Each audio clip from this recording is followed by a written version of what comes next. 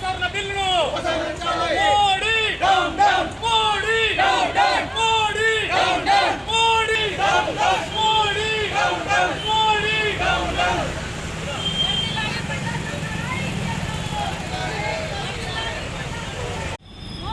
down down Modi down down Modi down down Modi down down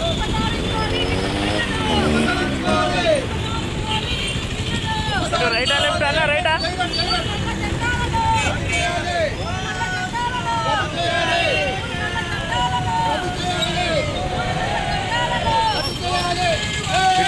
straight a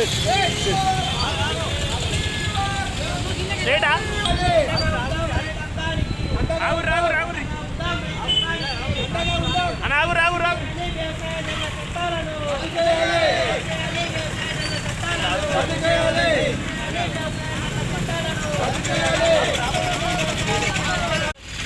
ఈరోజు ప్రజా సంఘాల ఆధ్వర్యంలో నరేంద్ర మోడీ రైతాంగం పట్ల వ్యవహరిస్తున్న మొండి వైఖరిని నిరసిస్తూ ఈరోజు జిల్లా కేంద్రంలో ట్రాక్టర్లతో ఆటోలతో బైక్లతో ప్రదర్శన నిర్వహించి నిరసన వ్యక్తం చేయడం జరిగింది.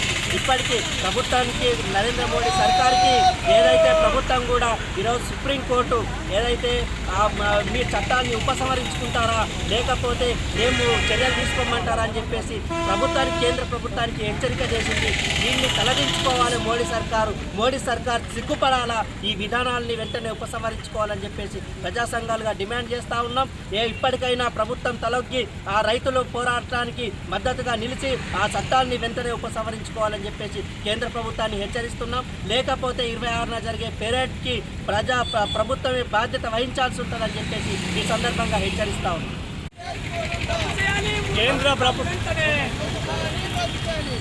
కేంద్ర ప్రభుత్వం తీసుకొచ్చిన 3 నల్ల చట్టాలని ఉపసంహరించుకోవాలని మరి ఢిల్లీలో రైతులు మొత్తం కూడా 4 రహదారులని దిగ్బంధించి గత 43 రోజుల నుంచి ఆందోళన నిర్వహిస్తూ ఉన్నా ఈరోజు కేంద్ర ప్రభుత్వం నరేంద్ర మోడీ మరి నిమ్మకు నీరెత్తినట్టుగా వ్యవహరిస్తూ ఉన్నాడు.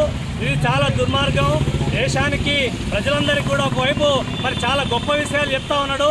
దేశానికి అన్నం పెట్టే రైతు మరి వెన్నుముక్క అని చెప్పేసి చెప్తూనే ఈరోజు రైతుల యొక్క నడ్డి విరిచే ప్రయత్నం ఈరోజు ప్రభుత్వం చేస్తూ ఉంది.